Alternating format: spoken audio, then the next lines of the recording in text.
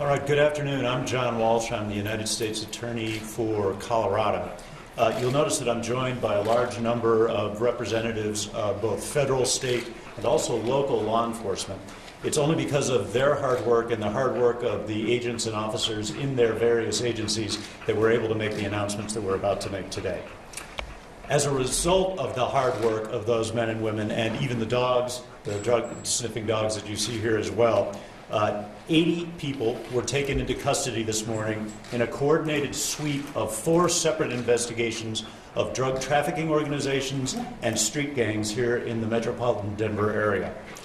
When those gang members and gang associates went to bed last night, they had no idea that within a matter of a few hours they would be visited and their front doors would receive the attention of SWAT teams and officers, both federal, state, and local. Make no mistake, Colorado is a safer place this afternoon than it was this morning before this operation began. This afternoon, many of those who have been taken into custody are making their initial appearances in federal court and also in state court because a number of defendants have been charged, as we'll hear in just a moment, with state law offenses. Now, I should emphasize that the scope of what is really this multifaceted investigation and effort has been massive and is extended over the course of an entire year. A federal grand jury in Denver has returned a total of 7 indictments charging 66 defendants with gun crimes and also drug trafficking offenses. In addition, on the state side, the 17th Judicial District Attorney's Office, led by District Attorney Don Quick, who is here with us today, has charged some 30 defendants with comparable state law offenses. In all, 97 defendants have been charged, and as of right now, all but 17 of those defendants are in custody. Now, the defendants in this case are gang members or gang associates in many instances. They have troubled our streets too long. They've been selling cocaine, crack cocaine, and in some instances methamphetamine, and they've been involved in violent crime. You're going to hear that some of the organizations that have been targeted in these investigations have been involved in violent bank robberies, among other violent offenses. Their illegal activities have extended well beyond the metropolitan Denver area, but also into the rest of Colorado, into California, and even into Mexico. Now, one thing I should emphasize, nobody was hurt this morning. No officer or agent or defendant was hurt, and that is really a testament to the professionalism of the some 500 officers and agents who went out in the early morning hours today to make these arrests. That operation went smoothly because of the cooperation and really the very careful coordination of a host of different law enforcement agencies on the federal side and on the state side, including the lead entities, and I want to be sure I note these for you all: the Metro Gang Task Force, the FBI, the Denver Organized Crime Drug Enforcement Task Force Strike Force, the Drug Enforcement Administration, ICE, Homeland Security's investigation, and the North Metro Task Force. And in addition, there have been many state and local law enforcement agencies, including the Aurora Police Department, who have been kind enough to lend us this space here in Aurora, but also the Lakewood Police Department, the Denver Police Department, and police departments all over the metropolitan area. There is a list that you all should have of participating agencies, and it is 50-odd long. This is a big operation, and it is a big deal for Colorado, and we should be proud of the ability of law enforcement here, federal, state, and local, to work together. I don't think it's any exaggeration to say that here in Colorado, we do that cooperation better than almost any other location in the United States, and the results today really prove that point.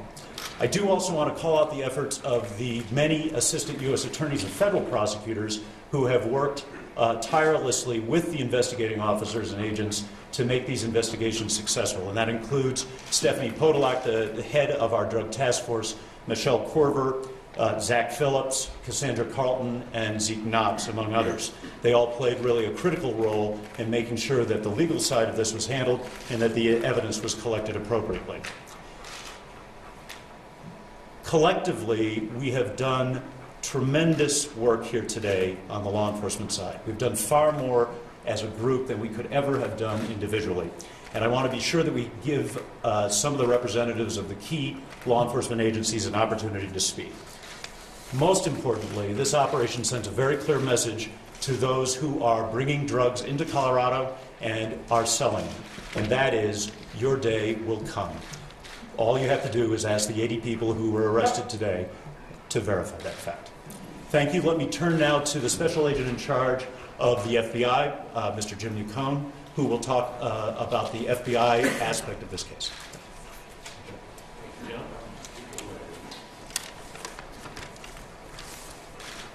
So in addition to the 97 people charged in today's operation, another 25 were previously charged and arrested for their roles in 16 violent bank takeover robberies from December 2009 to January 2011 by the Rocky Mountain Safe Streets Task Force.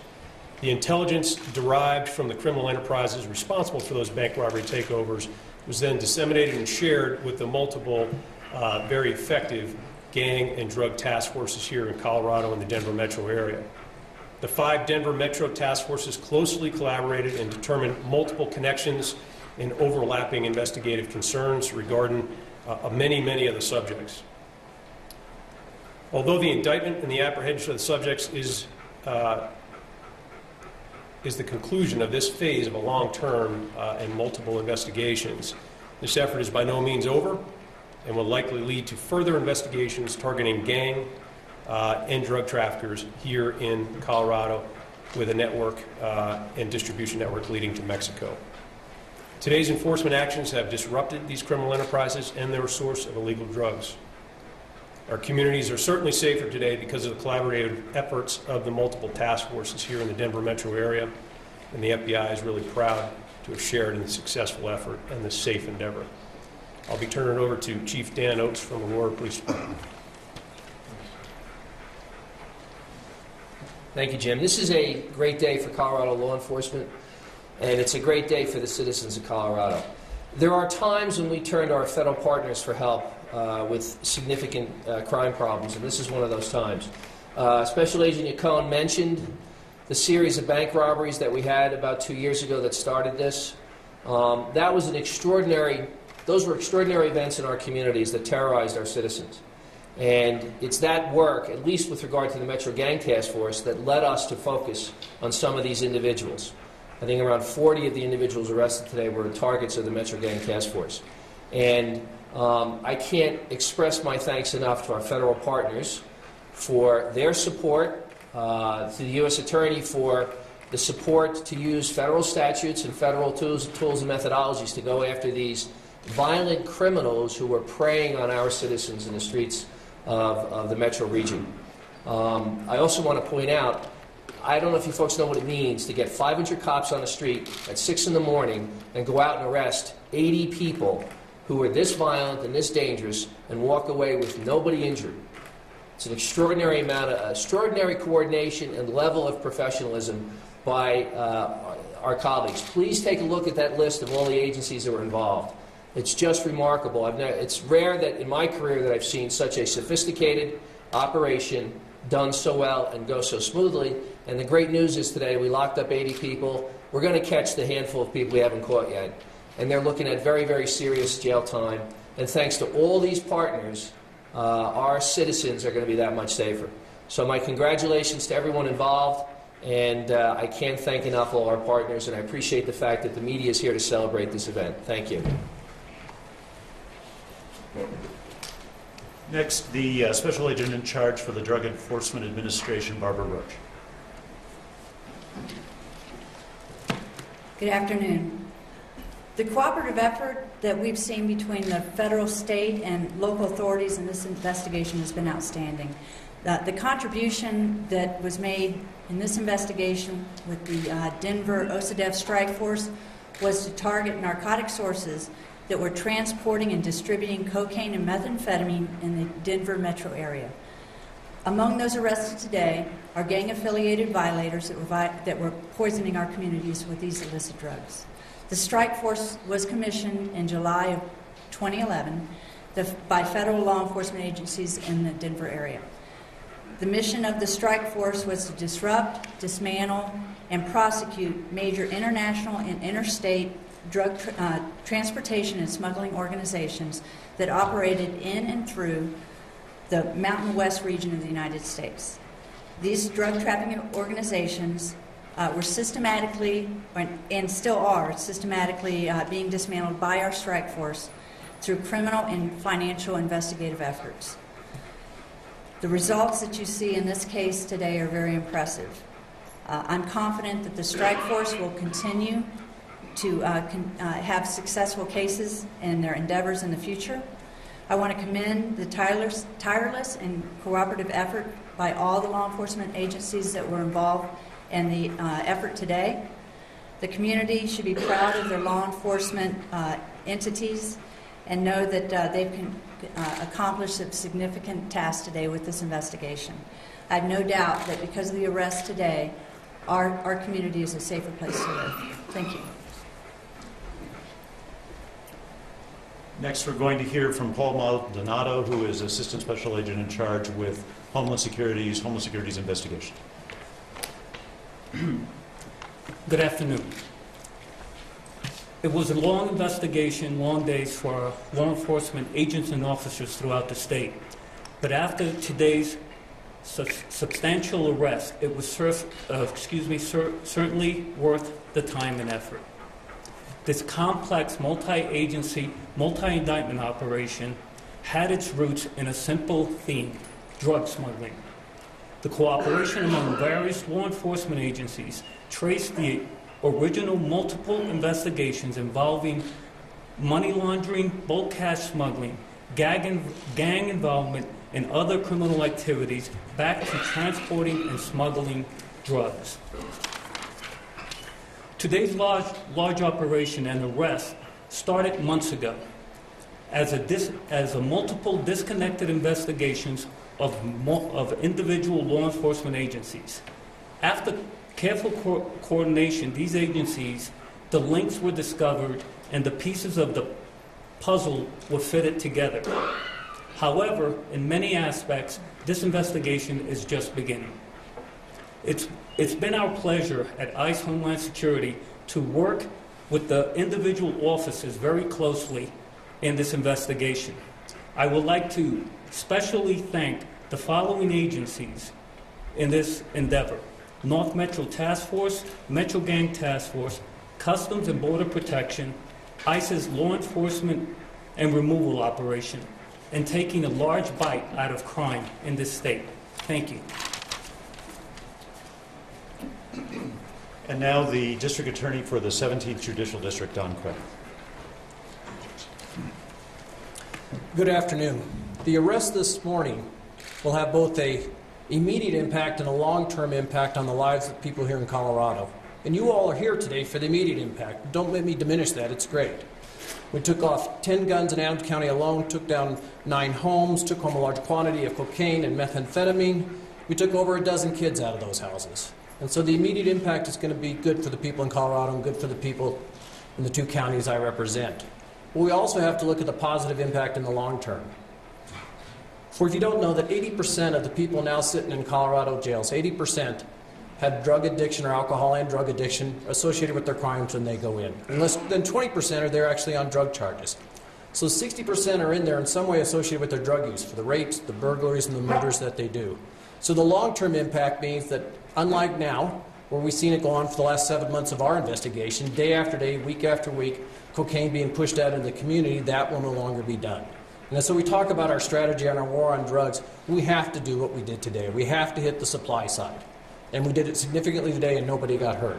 But also in the war on drugs, we have to also focus on the demand side. And not only how do we cut off the drugs, but how do we keep kids from using so they become the addicts that make these kinds of arrests inevitable when time comes. That's the long-term impact. The last thing I want to mention is, just like everybody else today, I couldn't be more proud of the officers from the North Metro Drug Task Force or my 2 prosecutors who have been working on this case since last summer. They put in numerous hours, all times of the day, constantly coming up and talking about the case and constantly being out on the street making sure that things were going to go right. And I would also reiterate that out of all those children and those people arrested and those police officers, no one was hurt today, and it's because you have very fine law enforcement in Colorado. Thank you. Now we're going to hear from the Adams County Sheriff, Mr. Doug Dart.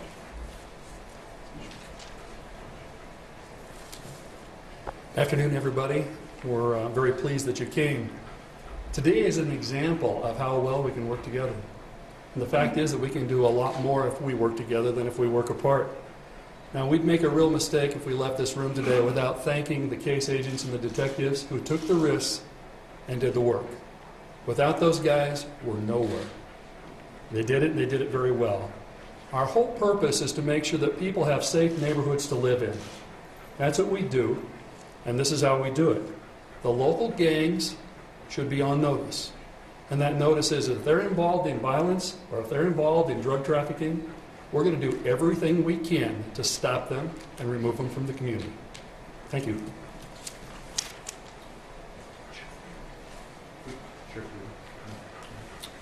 All right. I would encourage all of the press to take the opportunity after we're done with this portion of our discussion to talk to any individual members of the team here and maybe even talk to the K-9 officers about any further questions you have. We'll take some questions and answers, and I'll answer them to the best of my ability, but to the extent we've got the whole team here, we should be able to respond. Was there a particular person or something that started to tie these different organizations together for the officers? A gang leader or someone that popped up that seemed to be I think if the question is was there a single person who was sort of the tie between these? When you have we have 4 major investigations that were going on for a year, and the evidence began to show overlap. I don't think that you could point to a single point, but there was certainly in the end some connection between all of these. And as the evidence comes out in court, we'll be able to talk about that further. So, other questions? These 4 organizations, did they all get their drugs from the same supplier? The majority of the drugs that we're talking about here, mostly cocaine, had an ultimate source of Mexico. It gets complicated beyond that, but that's where much of this was coming through California. Can you say if it was just one area of Mexico that was supplied, or is it just all? You know, I really can't at this point. Can we say if it was a cartel? I'm sorry, there were 2 things. Can we say what cartel it was? If it was a cartel? You know, we're not going to comment on that evidence because it's not, that sort of thing is not public yet. So, number of addresses in total. Who's the best person to answer that question? Will you introduce yourself, please? Yeah. I'm Lieutenant Scott Torpin. I'm the commander at Metro Gang Task Force. We hit approximately 97 addresses this morning. Is there a part of the city that this was mostly in, or give me a sense of that? No, actually, if you look to my left over here, you're right. We put together a map to kind of show everybody the addresses that we did hit, just to give you an idea of how spread out this was through the metro area. What ties it all together? Narcotics. But I mean, affiliation between these people, how many of them knew each other? Give me a sense of the organization, if you could, John. You know, there's no single tying back. What ties it together is we had organizations that were trafficking in cocaine and organizations that in many instances were using firearms to support that drug trafficking organization. It gets very complicated. Part of the amazing thing that happened here today is that despite that complexity and despite the number of different agencies that had to coordinate and work together, it was a very successful investigation and takedown today without any problems. What makes this so big? I mean, it's being billed as the biggest drug bust in Colorado history. In what sense? Give me a sense of the scope of it, the number of people involved, the dollar amount of the drugs that was being... Well, let me just focus on, I think, what is the most immediate measure of how significant this undertaking this operation was. Anytime you send out arrest warrants for almost 100 drug trafficking defendants, that is a big operation. And that is, we believe, the largest such operation that's been done in Colorado to date. Who are the end users, abusers, buyers? You know, it's... Where are these drugs going? They're going out onto the streets of mostly Metro Denver, unfortunately. These are not, for the most part, drugs that were destined for other cities, but really were destined for Colorado. In the form of crack cocaine or? Both. Crack cocaine, regular cocaine, and some methamphetamine. A pound of methamphetamine was seized today as well. Can you give us an idea, this morning when you went out and hit these homes, besides the people that you arrested, what else did you find inside the houses or trailer homes, wherever you were? Scott, can I ask you to give us a summary on that? That's just at the generic. No, while we were serving the search warrants and arrest warrants this morning, we encountered large amounts of narcotics. We seized money from people, and we also seized a large amount of weapons. What things were involved, and do you have a name of the operation? We had several names of the operations. I'm not going to go into the gangs yet, solely because this investigation isn't complete yet. We still have more things that we want to do with these cases. Can you talk about how this all went down this morning? You're talking about 97 homes, 500 officers out there on the street. How was that coordinated to really go out there and attack pretty close to the exact same time all across the metro area? Right. And it was truly an effort put together by a lot of organizations out here. We probably had over 25 law enforcement agencies, state, local, federal. We worked together. There was a number of meetings set up on how we were going to do this. We had a lot of commanders together. We had a lot of narcotics supervisors that worked together with each other to coordinate these efforts. This was not easy by any stretch of the imagination. Any other questions? Were they like no-knock raids amongst them, stores and all that? There was a variety of technique. There were a variety of techniques used this morning to make sure that it was done safely, and without getting into the details of that now, because we don't want to be telegraphing how that was coordinated. So. Can somebody give me a perspective of how much drug product is being moved? How many people were buying these drugs? I mean, how big a problem is this in our community in terms of the number of abusers and the amount of illegal drugs that are being moved through here? And then what happens to fill in that gap? Well, let me just say that even today, in the seizures that took place, we were talking many kilos of cocaine. Extrapolating beyond that right now, before all of the information is technically public from a legal point of view, is hard for me to do. But when you have this many defendants, ranging from the ultimate suppliers of the cocaine to the middlemen to the people on the street who are actually selling it, you're talking a very substantial amount of cocaine on a monthly basis. Mr. Clerk, you made some reference to the abusers and the people who have been buying these things. Can you give me some sense of the number of people whose suppliers have now been arrested? And I'm not thinking they're all going straight today. Where are they going to get their drugs? What happens now? Well, hopefully they won't be using, or at least have it diminished use if their source goes away. And that's the other side of the equation that I was talking about, is that we need to get to our kids early. We need to do what we did today, but we need that long term, we need to get to our kids early so this demand doesn't exist. There will always be a demand, there's going to be a supply. As to how many people, 100 people serve, I think that would depend on the amount. I think there's probably, these were going to be sold by other people again down the food chain. So yes, we made a dent in cocaine distribution in the metro area today, but we certainly didn't bring it to an end. Can you talk about, you mentioned there were, I think, a dozen kids that were taken out of these homes. Can you talk about it? Obviously, they're kind of the innocent bystanders in all of this. Well, and if you folks remember, it was just 2 weeks ago that we hit 25 residents that were marijuana growers, and we had lots of kids taken out of those environments as well. And so the marijuana growers have their own health concerns, obviously, but when you have cocaine stored there, large amounts of cocaine and guns, and people know that that's happened, obviously that's no place for a kid to be. So yeah, I was very pleased that, not that we took kids out today, but that the kids were brought out safely. Are they all in social services now? You know, we can't comment on that. So this started with the bank robberies. That's how the investigation started. And was the motive for the bank robberies directly related to the drug trafficking? This didn't start in one place. That's what is so remarkable about the operation today. There were multiple, in total, really 5 separate sets of investigations, one of which was the bank robbery investigation that Mr. Yacone was talking about. What happened is that those multiple investigations all began to show overlap and connection, and at that point a decision was made, and to the great credit of this group, an agreement reached that we needed to address them all in a unified way. So to suggest that there is a single thread that led to what happened today is not true. There were multiple threads that all came together and enabled us to take this action more comprehensively. Sir? Were all the locations, all 97, were they fruitful or just empty in a few places?